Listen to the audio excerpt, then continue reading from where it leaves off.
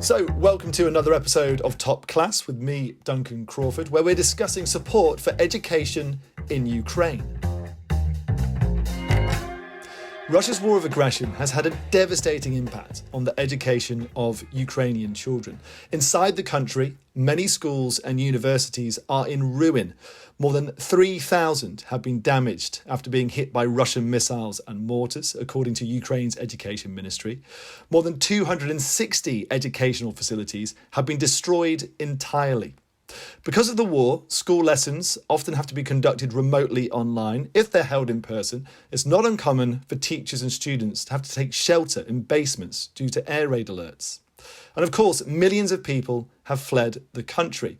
The vast majority are women and children. Those children are in need of an education, but there are many barriers to enrolling and learning in host countries. So, what can be done to support education in Ukraine at this critical time, and what can be done to help support Ukrainian refugees learning in host countries? Well, I'm joined by Frederik Smets, an education officer from the UN Refugee Agency's Regional Bureau for Europe. Thanks for joining me, Frederik. Very welcome, Duncan. Good to speak to you. You've been right at the heart of efforts to deal with this crisis, as you've been coordinating the UN Refugee Agency's education response on the ground. Could you start by outlining the current situation facing school children and students in Ukraine? Well, as you outlined, Duncan, this war has really been devastating for the whole education system inside Ukraine. As you mentioned, over 3,000 education institutions have either been damaged and over 260 of them have been destroyed. And so that means that represents about a quarter of the education infrastructure inside that country. So that means that a quarter of your schools, your universities, your kindergartens cannot be used at the moment. And so that is a really devastating situation for kids that need to go to school. So, that's the first thing, is the infrastructure. The second thing is that there are millions of kids inside Ukraine that are internally displaced. So they lived in areas that were affected by violence, that were affected by widespread destruction, and they moved to other parts of the country inside Ukraine. And so that means you saw a very, very vast movement of children of school age from one side of the country to the other side of the country. And they, of course, need to go to school. Now, what happens with these children is they can usually just go to another school in another city, but we then see that there are strains on the capacities there. So all of a sudden, class sizes double. Children don't find places in schools. There are lots of cases of internally displaced children that do not find places in schools in other parts of the country. And so that means that basically they don't have a chance to have face-to-face education. So the Ukrainian government is doing an enormous effort to try to get these children to go back to school. But often this means that they need to follow online education, or they can only have intermittent access to education. And of course, you can see that this has a devastating effect on the education of those millions of children that are internally displaced within Ukraine. Because the education that they will get is usually poor quality. They don't have access to classes as much as they used to. And because of the whole experience of being displaced, they don't come to learning that much. They often suffer from stress and trauma, and it takes quite a while for them to get back to learning. So you can see that this crisis is having a devastating effect on education inside Ukraine. Is there anything practically that you think should be happening at the moment that isn't, to try to get those school children into education more frequently and to have higher quality education? There's a lot of things that could be done, but everything hinges on the security situation. You cannot send kids to school if they are in danger of being bombed, of course. And that needs to be the first prerequisite. As long as we don't have security, we don't have quality education. It is as simple as that, unfortunately. And unfortunately, as we all know and as we've all seen in the news, there is almost no safe space in the entire country. And so what you see now is that the Ukrainian government has taken measures like obliging schools to foresee bomb shelters. There is a security system, a warning system in place that could warn schools when attacks are imminent and things like that. Some areas of Ukraine have largely switched to online education, so kids don't actually physically need to go to school, so that they are out of harm's way. And my short answer to your question is there is no easy solution for this. It is almost impossible to organize education in a good way if the security situation remains as dire as it is at the moment. So the only solution, the only thing that can be done actually to make sure that all these kids can return to school as normal is that there would be peace. There should be an end to the conflict, unfortunately. You mentioned the mental health issues earlier on. Many people in Ukraine, including children, will now have seen family or friends killed and wounded. They'll have lost loved ones. Specifically for children, often their fathers. And the psychological trauma for children and for everyone in Ukraine must be immense. So how should teachers and policymakers, for that matter, even begin to deal with that situation? So the first thing I think is that teachers and also non-mental health professionals that are working with children in schools, so the whole school environment, should receive adequate training to spot mental health problems as soon as they can. So there's a lot of training programs out there that are focusing on that, but it is very important for teachers to recognize those behaviors that could point towards stress, heightened stress, but also PTSD, so that they can do a proper referral to a mental health professional. Teachers are not psychologists, and that's what we need to help teachers with. We need to help teachers in spotting these early warning signs of potential stress and PTSD with these children. So that's a first step, I think. The second step, which is very important, is just to build that professional care and mental health care system within those schools. So we're talking about psychologists that are specialized in working with children, in working within an educational environment, because that kind of counseling, if needed, is very important, because children do not come to learning if they are suffering from stress and PTSD. And it is almost no use to send them to a school or to have them into a classroom if they are really suffering from severe mental health problems, and this will block them from learning. So I would say the first important thing is to make sure that the whole school environment is aware of these potential mental health problems. The second thing is to build that support system, and that support system has to be built in a safe environment if possible. How hard is it to build that support system, given the scale of the crisis and the numbers of children involved? All of that surely takes a lot of time and money. So where will these psychologists come from?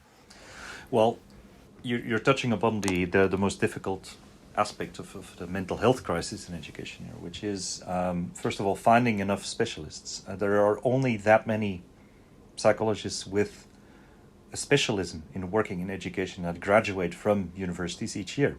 So there is a very limited supply of mental health professionals that can actually work in this field. That is the first big problem.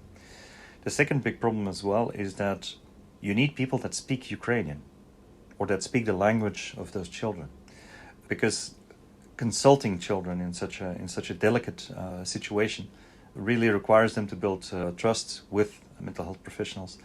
This usually happens in their own language, of course. And if you can't find those psychologists that speak Ukrainian, for example, you would need almost an army of cultural mediators or translators that could actually work in such a setting as well. So they too need training. So the pool of people that you can draw from is already very limited. And then on top of that, the numbers of children that we see that potentially need such mental health support is so enormous that there's no easy solution here. This will take many, many years. So the picture you paint there is obviously fairly grim, that given the scale of the crisis, it's going to be very hard to find effective solutions easily. And it's hard to imagine for millions of children. They've been ripped from their homes, they've had to leave everything behind, and they know that their homes, the people they care for, the world they knew may no longer exist. For the teachers as well, many of them are likely to be traumatised. Do you speak to teachers in Ukraine who are suffering from depression or anxiety, for example? I have, indeed. I've spoken to quite a few teachers that were working inside Ukraine first, and then some of them have fled to other countries as well. And many of those, unfortunately, are severely stressed or traumatized even. And this really impedes them from returning to work. They are often living in a situation where they are internally displaced. where they have had to leave their schools where they were teaching, and so they're no longer teaching in displacement. Those that have fled to other countries find themselves in countries with different languages of instruction. They find themselves in countries where their certification as a teacher is not valid because they're certified in Ukraine, and of course they cannot teach as a certified teacher in another country if they don't certify first in that other country. So what you see is basically a perfect storm of all the loss and all the mourning that they experience as teachers when they are displaced or when they are living as refugees abroad. And on top of that, they have to cope with stress, mental health problems, potential PTSD, which basically impedes them from working as well, because, teaching is a very intense profession. It requires a lot of empathy, it requires a lot of mental stability. And if you don't have that, and if you suffer from stress, mental health problems, but also, for example, concerns about your day-to-day situation, then it is almost impossible for you to work in that profession. So many have actually given up the profession in displacement. And they hope to return, of course, many of them. But many of them are simply not working at the moment because they can't. So again, you're painting a very grim picture here, where teachers aren't even capable of teaching at the moment. So many staff have been lost. Is there anything that international organisations are doing to try to support the Ukrainian government at the moment to overcome that issue? There's a lot of work that's being done, but teaching is a very human profession in the sense that you need a lot of staff and you need a lot of qualified staff. So for me, I always say that education hinges on having enough people, enough educators. And of course, everything sort of collapses when those teachers and those educators and those school staff are not there anymore, or they can't work for some reason or another. Now, fortunately, for those that are fleeing the country, notably, they usually end up in European countries where we have fully functioning education systems. And most of those education systems in Poland, in Germany, in other countries in Europe, they have some experience at least, if not a lot of experience, with including children into their education systems. So that is one way of coping with this enormous education crisis, which is to bring these children into education in another country where they can then start learning again, where they can learn with professional and certified teachers in another country, where they can also maintain potentially the link with the education system in Ukraine by following language lessons, cultural lessons and things like that. So all that can be facilitated when you bring them into, first of all, a safe country, second of all, into a fully functioning education system. So that is one solution. Unfortunately for inside Ukraine, maybe it's again a bit of a grim assessment, but the security situation really hampers education, and there is no easy solutions there. So safety is always the primordial thing there. You can move schools or you can bring children from other parts of Ukraine into schools, but that's about as good as it gets. International organizations are supporting Ukrainian schools and education inside Ukraine with lots of resources, with lots of money. Where possible, schools are being rebuilt or being refurbished at least so that they can be reused again. Where possible, teachers and pupils are being brought into safe areas where they can continue their education and things like that. But this comes back to my earlier argument to say that as long as you don't have that security, everything else is almost impossible to implement. You mentioned some of the international efforts to support Ukraine there. The OECD is continuing to work with Ukraine, supporting Ukraine's agenda for reform and recovery. The OECD and Ukraine's government launched a 4-year country programme to support the well-being of people, to help the country develop. And supporting education is a big part of that initiative, also supporting refugees who have left Ukraine. And you talked about the situation there, about the importance of getting Ukrainian children into host country education systems. I know that there are many barriers to getting Ukrainian kids to enrol in host country education systems, some of the main factors being teacher shortages and also language issues. What are the main issues that you've seen? So if you talk about refugees, those that are outside of Ukraine, they move to a different country, in most cases a different language of instruction. And I would say that the language of instruction is the most obvious and biggest barrier in getting these children into education. There are a couple of languages out there in host countries that are quite close to Ukrainian. like, for example, Slovak and Polish, but it is not the same language of instruction, and we should keep that in mind. Children cannot learn in a different language of instruction, so there's always a trajectory for these children where they need to learn the language of instruction before they can actually go to the regular school. So that is a first very important barrier. A second important barrier is also parents often are unaware of the educational options that they actually have in refugee hosting countries. So most of the countries in the EU, most of the countries in the Europe region have systems of inclusion of refugee and migrant children into their national education systems. This usually involves the organization of language classes or preparatory classes before they go into the regulatory class. But the main issue here is that, first of all, there are so many refugees. Second of all, most of those came in on temporary protection and didn't typically receive as much information as they would receive if they would have gone through the asylum procedure, which is what they haven't done, most of them. And so that means that they usually don't have a social worker that they can interact with, a social worker or somebody else in a local administration where they're living, that would explain to them very simply, this is how you enroll your child, and this is the benefits that your child would get from having an education in the local education system. And so there's a lot of lack of information. And then on top of that, we live in a digital age, and since COVID, of course, online education has become a very important tool for teachers to continue teaching. And so the Ukrainian government, fortunately, has developed a lot of tools to continue on learning online, specifically for secondary education.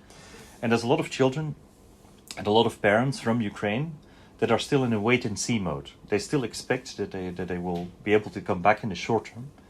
And a lot of them have actually preferred their children to continue following the Ukrainian curriculum online, even though lessons are intermittent and maybe not of the same quality as if they were to get face-to-face education.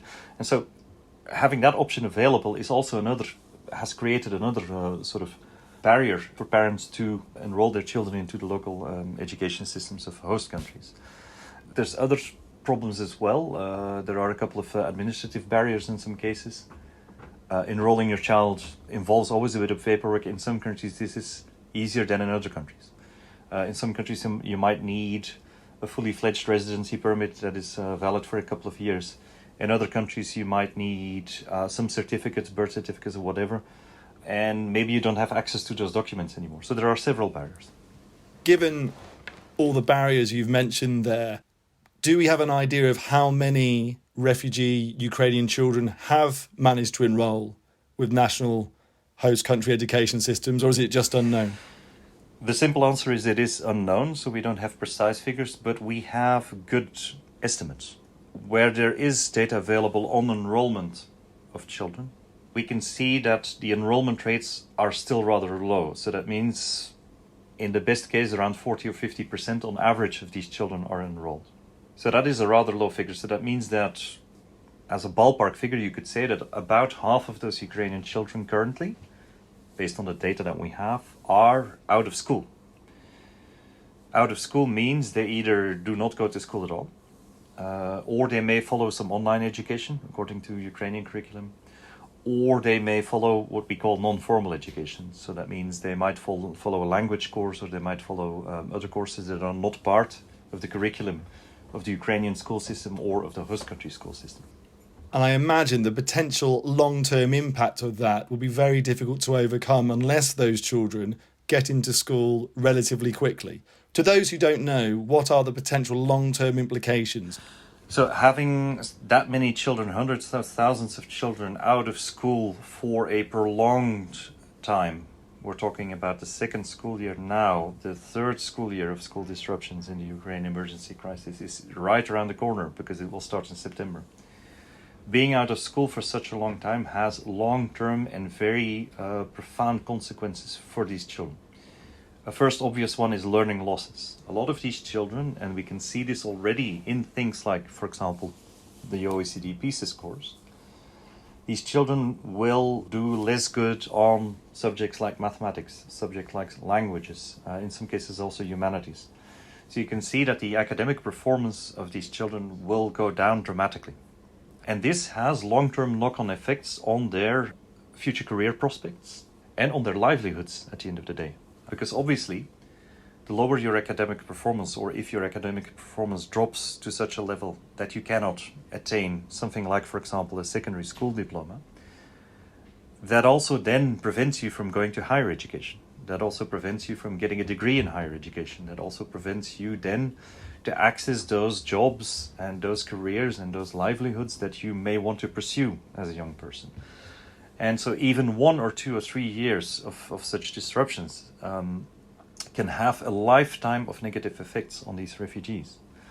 We've seen that very clearly during COVID as well. COVID was not a displacement crisis, but it was also characterized by long-term school closures in many countries, severe disruptions, switches to online education, and we can see now already in various sources, we can see that there is a negative effect on academic attainment of that generation of children that went through the COVID crisis, including Ukrainian children for that matter. So the long-term effects of having hundreds of thousands of refugee kids in this situation will be devastating for that generation. I mean, it's a horrendous picture you're painting again. And given the scale of that, I imagine there are a variety of responses from different EU member countries, for example, where obviously the majority of Ukrainian refugees have fled to Europe. Are there any particular examples of policies that you would like to highlight which are doing a good job of trying to enrol Ukrainian children into education systems so they're not missing out? So Europe and the European Union specifically has a long tradition of welcoming migrant and refugee children, and that is something that you can see in play now already in many of those European host countries. I think one of the most important tools that we need to deploy more even now is a system of welcome classes or preparatory classes. So there is European legislation that says, specifically for asylum seeking and refugee children, that says that kids need to be enrolled in the national school system within 3 months after they register in the country. The second thing is also there is an obligation of member states in the EU to organize a preparatory program for these children, with a view to including them into the national school system. And so such a preparatory program usually involves language courses. In many cases, it also involves putting them into a separate class, a welcome class, for a year or maybe 2 school years, so that they can learn the language of instruction and then go to the regular class in a host country. And so there are different models of those, each with different degrees of benefits and disadvantages. But I think that is one of the primary tools with which we should work, which is to organize these welcome classes, to integrate these children, to include them into the national school system through a system of preparatory courses, preparatory classes. The second measure that is, I think, really, really important is what I would call system strengthening of the school systems in Europe to include refugee and migrant children. By system strengthening, I mean hiring enough teachers that could give these language classes, that could organize these preparatory classes, strengthening the school infrastructure, allowing these kids a place, first of all, to sit, giving them a desk, giving them a computer, giving them a good Wi-Fi connection so that they can study on a par with the other students. And the last important thing, I think, is to provide enough training and to build the knowledge of schools, educators, teachers, everybody that is involved in the education of these children. And I would note that we've gone a long way already in Europe in teacher training institutes, in initial teacher training, but also in continuous professional development to provide such good courses to teachers, for example. But given the scale of the crisis that we're talking about here, I think the need for training will become ever larger. I think more and more teachers and educators will need this kind of training, because we see that almost every school in Europe will eventually have refugee children in them or migrant children in them. And it's very important that teachers and educators get a specific training for that. Given the numbers involved and the fact that teacher shortages are a major issue in many European countries anyway, are there any efforts to take advantage of the pool of Ukrainian teachers who will have fled the country, who are in host countries, and using them as language assistants or teachers who can work with those Ukrainian students and the host country teachers to ensure that there is that transition into education systems? So a lot of countries have taken measures to allow certified Ukrainian teachers to work either as teachers or as teacher assistants or as cultural mediators in schools. And that is a very good initiative, of course. We just talked about the fact that most European schools are suffering from teacher shortages as it is. There is a huge need also to train teachers and educators in schools on including refugee children. And given those shortages, of course, it is a very logical thing to do to let the teachers that were working in Ukraine and that have fled the country, to let those work in refugee hosting countries. This isn't as easy as it might seem at first sight. First of all, because of the language barrier, of course. A lot of those teachers do speak other languages, but they don't necessarily speak the language of instruction. We see that in most European countries, one of the criteria for you to become a teacher is that you are fluent in the language of instruction. So a lot of those teachers that came from Ukraine, and there are many, will have to learn the language of instruction first before they can start teaching and before they can even qualify as a teacher in a host country. Secondly, the curriculum is also different. So the Ukrainian curriculum does differ from EU countries. And then on top of that, of course, the curriculum in all those different EU countries is different as well. So depending on which country you go to as a Ukrainian teacher, you will find yourself in a completely new curriculum environment. And so in addition to language, those Ukrainian teachers will also need to learn how to function within that new education system, and they will have to learn the curriculum and learn how to deliver the curriculum. A lot of focus has been on getting Ukrainian students into education again in the host countries. But I wonder how much work is being done to ensure that they still stay in touch with the Ukrainian education side in terms of culture and history, if they're being enrolled in other countries' national systems. Is that an issue which needs more attention? So parents of Ukrainian children, refugee parents that are in other countries now, they face what I would say terrible parent dilemmas, because they've been uprooted, they had to leave Ukraine, they are finding themselves in another country with another language. The education of the children was disrupted. And what do we do now? Do I send my child to a local school? Usually there's compulsory education, so you basically have to send your child to a local school. But what are the prospects then? So the dilemmas parents are facing are, am I going to wait and see what happens in Ukraine? Will I be able to return? Will my child be able to return to the Ukrainian system and just continue learning as before, or at least continue learning in the same education system that they were used to? Or do I take that drastic step to basically bring my child into the education of the host system for however long that situation may last? So that is a very, very difficult dilemma that a lot of Ukrainian parents are struggling with. Our argument has always been that for any refugee situation, it is best to bring refugee children into the national school system of the host country as soon as possible after displacement. And that has a number of very good reasons. First of all, bringing a child into a national education system of a host country is the easiest way to stop that disruption in learning and to really bring that child back into a school situation where it can learn face-to-face with a certified teacher, where it can interact with other children, and where it can also interact with that whole school environment, where parents can also interact with other environments. Don't forget that the school is a whole social network. And so it is very important, and there are many examples from other refugee situations where that has proven to be the most effective way to bring those children into high-quality education right from the start. There will be language barriers. There will be barriers in catching up on some forms of some subjects and on catching up on education. It's not an easy thing to do, but it is the best and easiest thing to stop that disruption of learning.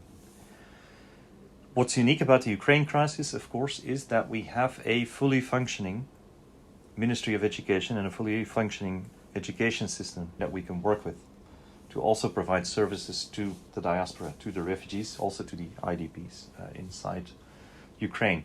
And that's what makes this crisis a bit different from other crises. So there are a lot of children that still keep the link with the Ukrainian system by learning online. I think what's very important is that we could continue maintaining that link with Ukrainian education system, but we should be very wary of the workload that this brings to these refugee children. Because if they are, for example, in a German school or in a Polish school, they're following a full curriculum there. And then on Wednesdays afternoons or on Saturday mornings, they follow Ukrainian curriculum online. Does this not create too much of a workload? And now we can see that the Ukrainian government and also other European governments are already working on solutions to that. And so that means that if you look at the Ukrainian government has just issued a set of guidelines on how to organize education abroad and how grades obtained in other countries can be validated into the Ukrainian system. So what does this mean? If a child studies in Poland and already has mathematics in the national school, then maybe this child does not need to study mathematics online according to the Ukrainian curriculum. So maybe that could be cut out of that package of online education that they are doing. If there are subjects that they can't follow in Poland, for example, like, for example, Ukrainian language, yes, then this could be continued. And this could be continued online, or this could be continued also with, for example, Ukrainian teachers. So in our mind, the best solution here would be to, first of all, bring these kids into the national education system of the host country, because that is a direct connection back to learning. A second very important argument to bring them into the national education system is also if this emergency lasts a long time, it is very likely that these children will stay in the host country for a very long time. And it is also very important that they can then continue their lives there. And it is then very important that they continue their education there, so that, for example, if they do have to stay in Poland for quite a longer time than they had expected, that they can learn the language in Poland, that they can obtain their degrees in Poland as well, and that they can also build their lives in Poland. On the other hand, if we then retain, of course, for example, language education, cultural education, according to the Ukrainian system, if all goes well and the war ends and in a couple of years these children can go back to Ukraine, then they don't lose any years studied abroad. Because what will happen then is what they've studied, the mathematics they've studied in Poland or in Germany, can be validated into the Ukrainian system. They will get their grades there. So we have to sort of develop this two-way system of potential movements of these refugee children to make sure that they are prepared for whatever comes next, however long this war lasts and however short it may last as well. Frederik, I'm conscious that we don't have much more time, so I'm going to end by asking, given the absolute horrendous situation that Ukrainian children and adults are facing, both in the country and refugees, and given the scale of everything you've described, the number of problems facing these children in particular, are you a pessimist or an optimist for the future for these children? Well, I'm always an optimist. And I am optimistic because I see a lot of resilience in these refugees. Without any exception, all the parents, Ukrainian parents that I've spoken to in refugee countries in recent months, they all want their kids to go back to school as soon as possible. They all think about the future of their children, and they are very tenacious in making sure that their children get an education. So I see a lot of mothers that are, struggling with housing and whatnot, and with paperwork in God knows which country. And their priority is still, no, my child has to go to the school around the corner, and I will make sure that this child will get in. And they usually succeed in it. So there's a lot of tenaciousness there, and there's a lot of resilience in that population. The second thing as well is that I am very optimistic that there is a great deal of compatibility between European education systems and between the Ukrainian education system. Don't forget that the Ukrainian education system always had very good scores. So that means that children had high degrees of academic attainment. And I do believe that we should try and get the positives out of this crisis and try and see if we can find more convergence between the Ukrainian education system and all those European host country education systems. So my answer to your question is yes, I'm an unabated positivist. I'm an unabated optimist when it comes to this, because I already see that there's many seeds of improvement in the education system. And I hope, obviously, when this whole dreadful conflict is over, I hope that we can continue growing those seeds and making the education systems in Europe more inclusive. Well, Frederik, thank you so much for your time and all your insights as well into the situation. That is Frederik Smets, an education officer from UNHCR, the UN Refugee Agency. If you'd like to know more about their work, then you can go to their website, unhcr.org. You can also read more about the OECD's work in Ukraine to support its reform and recovery. There's lots of info on the OECD website, including a report called Learning During Crisis, which outlines how other countries have reformed their education systems when faced with crises or other unique situations. That's it for now. Thanks again to Frederik. Thanks for joining us. And I hope you can join us again soon for another episode of Top Class. See you.